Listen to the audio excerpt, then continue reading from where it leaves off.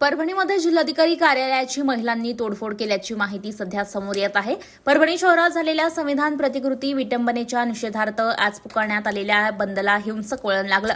बंदचं आवाहन करणाऱ्या जमावाने दुकानाची आणि वाहनांची तोडफोड करून दगडफेक देखील केली। त्यामुळे शहरात तणावाचं वातावरण निर्माण झालंय। पोलिसांनी अश्रुधुराच्या 2 नळकांड्या फोडून जमावाला नियंत्रणात आणण्याचा प्रयत्न केलाय, मात्र जमाव आक्रमक होत गेला। आता जिल्हाधिकाऱ्यांनी याबाबत जमावबंदीचे आदेश काढलेले आहेत। तसेच नांदेड परिक्षेत्राचे पोलीस महानिरीक्षक शहाजी उमा परभणीत दाखल झालेत। जिल्हाधिकाऱ्यांसोबत चर्चा करून धारा 144 लागू करण्यात आली आहे। कायदा व सुव्यवस्था हातात घेणाऱ्या आंदोलकांवर चोप देत नुकसान करणाऱ्या आंदोलकांना ताब्यात घेतलं जातंय। दरम्यान जिल्हाधिकारी कार्यालय येथे महिला निवेदन देण्यासाठी मोठ्या प्रमाणात घुसल्या, मात्र जमावाने कार्यालयाची दरवाजे, काच आणि जिल्हाधिकारी नावाची नेमप्लेट देखील तोडल्याचं या ठिकाणी पाहायला मिळालं। जिल्हाधिकारी कार्यालयासमोर जे प्रिॲम्बल होतं त्याच्यावरची काच पडल्यावरून काहीशी तणावाची परिस्थिती तयार झालेली होती।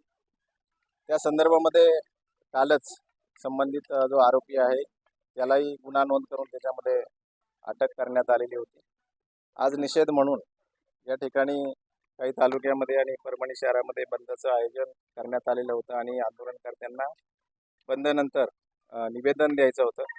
निवेदनासाठी जाताना मार्केटमधून काही जे आंदोलनकर्ते आहेत त्यांनी दुकानाचे बोर्ड्स, त्याच्यानंतर CCTV कॅमेरे हे टार्गेट करून त्यांना नुकसान करण्याचा, पोचवण्याचा प्रयत्न केला।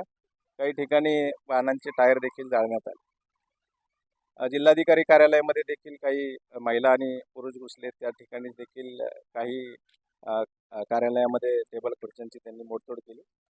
या संपूर्ण प्रकारानंतर आता हे सगळे जे लोक आहेत ते आता जिल्हाधिकारी कार्यालयातून बाहेर काढण्यात आलेले आहेत।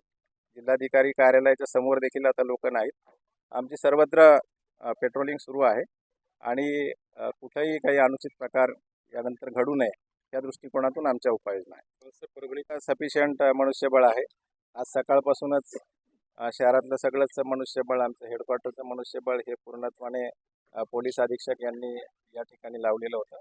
आता देखील SRPFची मदत आम्ही मागितलेली आहे। थोड्याच वेळात SRP देखील येते, परंतु आम्हाला त्याची आवश्यकता पडणार नाही। आमच्याकडे सफिशियंट मॅनपॉवर आहे आणि उपलब्ध मनुष्यबळातून आम्ही हा सगळा प्रकार व्यवस्थितपणे हाताळतो। काल जो प्रकार घडला त्याच्या संदर्भामध्ये पोलीस अधीक्षक यांनी संध्याकाळच्या वेळेला शांतता बैठकीचं आयोजन देखील केलेलं होतं।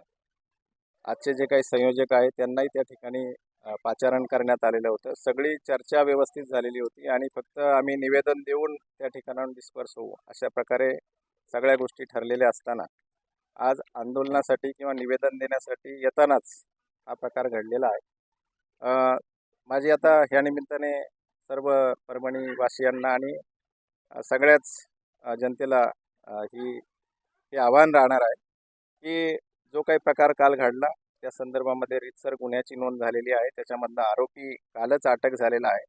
आता एवढा सगळा कायदेशीर सोपस्कार पूर्ण झाल्यानंतर आंदोलनकर्त्यांनी अशा प्रकारे प्रशासनाला धारेवर धरणं किंवा सार्वजनिक मालमत्तेचं नुकसान करणं हे योग्य नाही आणि म्हणून मी सर्व आंदोलनकर्त्यांना या निमित्ताने आवाहन करतो की त्यांनी कुठलंही कायदा सुव्यवस्था प्रश्न निर्माण न करता आपापल्या घरी जावं आणि या ठिकाणची जी शांतता सुव्यवस्था आहे ती अबाधित ठेवावी।